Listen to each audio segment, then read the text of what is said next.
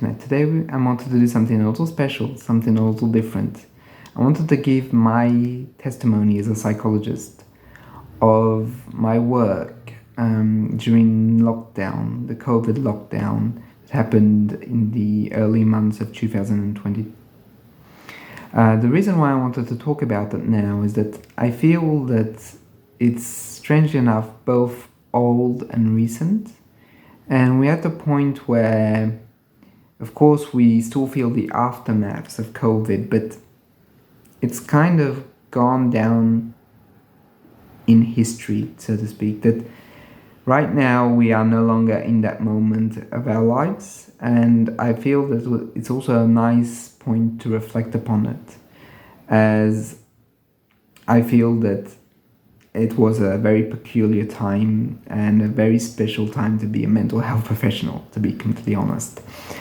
So I want to make this very clear that I am only talking about my experience, what I have seen, what I have witnessed, and what I think. This is by no means a scientific crunch numbers or like global phenomena. I'm not trying to draw out any truth from what I'm telling you. It's my experience, and I feel that I wanted to talk about it as the more we go on with our collective history of humankind, the more this time frame is just going to fall into something ancient, something of the bygone times.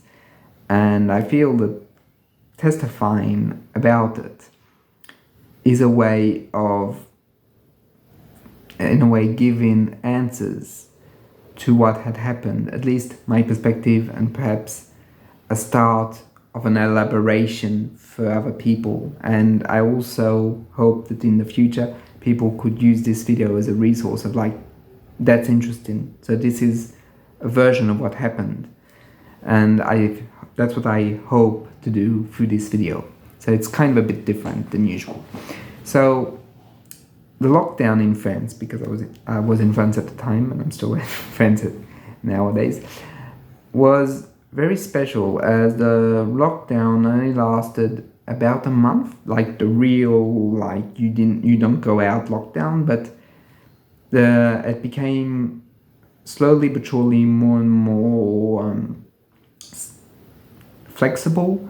But at the very start, it was very severe.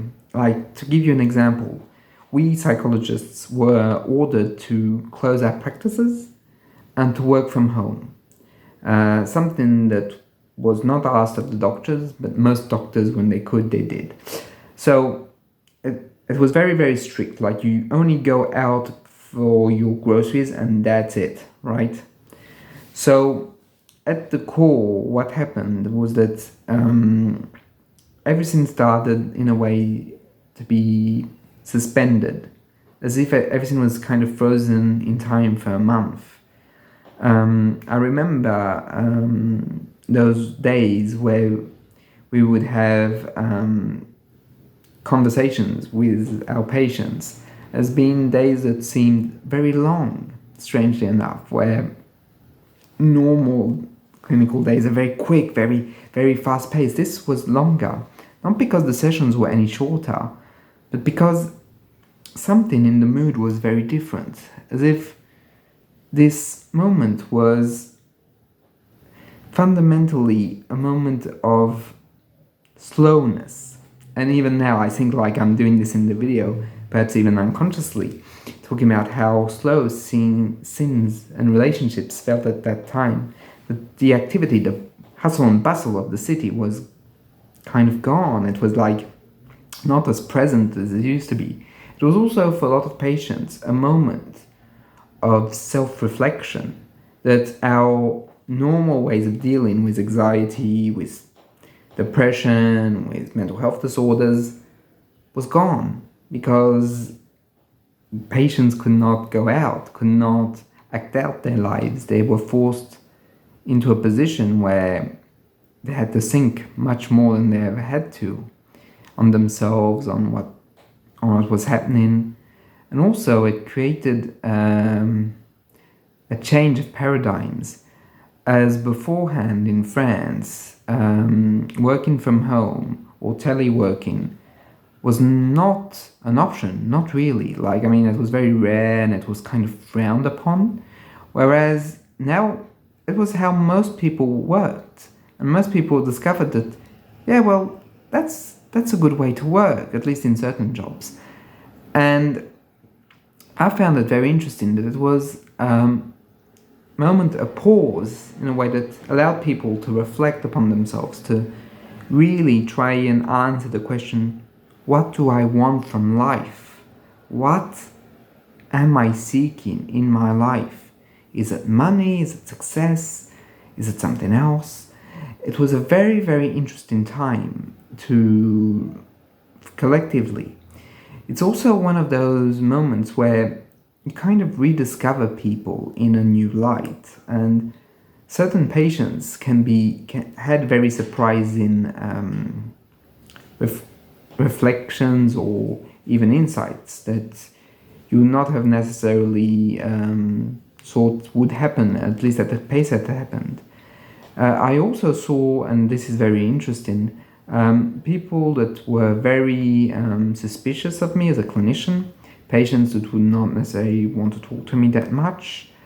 When I phoned, because I work in an institution, when I phoned them up for just a routine conversation, I discovered that they were willing to talk to me. They were willing to really engage in a deep conversation about their feelings, about their fears, about even the history sometimes, whereas they had previously been very resistant, very dismissive of the work I could do with them. And they became very inclined to talk about who they were.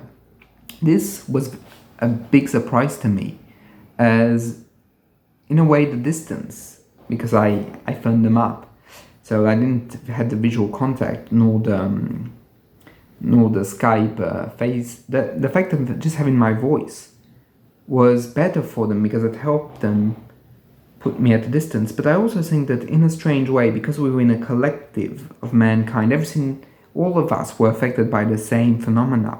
It created a form of connectiveness, a sort of like we're all in the same boat, so there's no more need to be suspicious.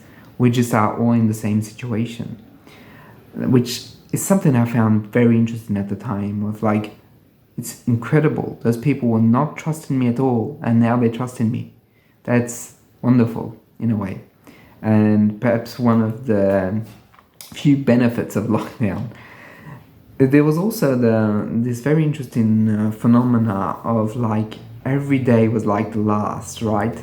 In which, since set of events tend to repeat themselves, so it didn't last too long, but in the moments where it lasted, you could feel that the people were starting to get bored. A boredom that sometimes they had never experienced in their lives. Something that was quite different from their day-to-day life. And in that boredom, some of them started becoming creative. Other people started engaging in new stuff. And it's also a moment where you hear that a lot on social media, where people started to invest new hobbies, activities.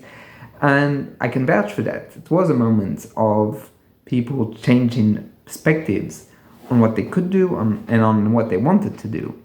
It's also very interesting because during that very short time, our neighbors became our best friends, but also people we would fear because of the virus. Something that's very interesting because in a way we collectively discovered new people. And those new people were also, at the very same time, people we would be afraid of because of the virus, because everyone was at a risk. And it's very interesting because during that time, I saw two types of reactions towards the virus. Or we were very fearful of it, very afraid to catch it or to pass it on, feeling that something bad will happen and that we would die from it. Or people would, and patients and even friends, would be in complete denial, feeling that the world had just become collectively hypochondriacal, that they themselves felt that, well, everything's fine. I mean, people are just being overly sensitive to this, but it's not going to kill you. It's just like a flu. And so very interesting because those two reactions seem to me to be polar opposites, and yet they always come together. When there's one, there's the other, not necessarily within the same individual, but collectively. So at those moments where people had those very polar opposite reactional phases, there was also this very interesting phenomena that illness became a real part of our lives. Like, it was unescapable. You go on the internet, they were talking about the virus. You went, you watched the TV, they were talking about the virus. Same goes for radio and perhaps other forms of media. But the virus was everywhere, unescapable. And we started collectively, even patients, but not necessarily just patients. Everyone started to think, oh, is this a sign? I feel a little tired. I feel a little uncomfortable. Am I triggering COVID? Well, that's very, very interesting because very fundamentally, in my experience, people who had severe mental disorders were relatively okay during that time. It's odd, at least the people I had. Again, my perspective, right? Not full truth, but they did not trigger psychotic episodes. They were, in a way, because the world was isolated and had gone bizarre, perhaps they felt it was okay. That for once the world was in a state of distress like they were. So in a way it evened the odds, if I can say so. That the people that even would be sometimes violent were not violent during that time. So it's a very, very it was very interesting for me because it was a time where it's subtle, right? It's not like some grandiose change, but things did change. And during that time, it was as if the rules of normal life were no longer there. The rules of an institution, the rules of society had been changed. Therefore, the psychology of people had changed. And I found that very interesting. And what I found interesting is how quickly we just go back to normal. Like, I was stunned to see that, like, 2 months after, it's as if the virus had never happened. I'm exaggerating, obviously, because we still had masks, we still had protocols, but everything just went back to normal. People were having their daily lives. People were not as much preoccupied with the virus. In a way, it's very interesting because I had the feeling that the impact was deep. It was like drawing a very deep line in the sand, all of it to be washed away by time. And that's how I felt about it, is that, like, it's so incredibly interesting and now it's gone. And it's because I saw the line in the sand and I saw it go that I wanted to talk about it. As it was a very stressful event, as we were all afraid for our lives in a way, except those who are in denial. But even they, I would say that the denial was a result of the fear of death. The death was there with us and it could happen at any moment. It made us think about everything and made us question our lives, our worlds, and what we wanted from all of this. But in a way, as soon as we could, we went back to normal. It's as if, in a way, this pocket of time in which everything had changed had been what it was, a pocket. And now that we're outside of the bubble, outside of the pocket, it seems odd to even think about it as fundamentally it's gone, but it's still in my mind, it's still there sometimes, and I'm like, it was an incredibly interesting, terrifying, but interesting moment to experience. And that I feel it taught me a lot as a psychologist, how the collective state of our world has a drastic impact on us as individuals, on us as people, and that I always knew it, but I really became convinced of it during the lockdown, that there is no such thing as a human alone. We are humans within a system. And when that system changes, automatically we change. Maybe not like for the best, we do change, and that also our fundamental nature is tied with the system. As I've said, people that were fearful or even suspicious or persecuted by me ceased to be like that during that time. And funnily enough, those people remained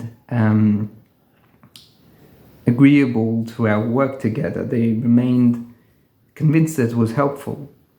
So, I mean, since some moments of change did continue in time, so it was a very interesting time, and unfortunately a very hard one as well. As clinicians, we were kind of overworked, right? So we had to work a lot, and perhaps more than usual, to try and help people.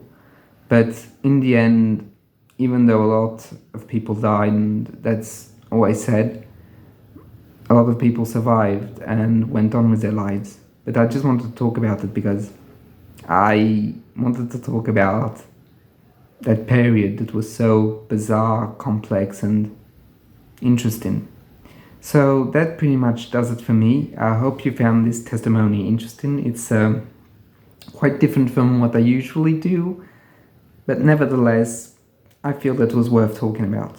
Of course, if you have sins you want to talk about, if there's sins you disagree with, if it didn't happen like that in your country, in your area, feel free to share it. I mean, it's always very interesting to read your comments, and even more so on your lived experiences during those moments. So if there's anything else, leave a comment, and I'll see you in the next one. Bye.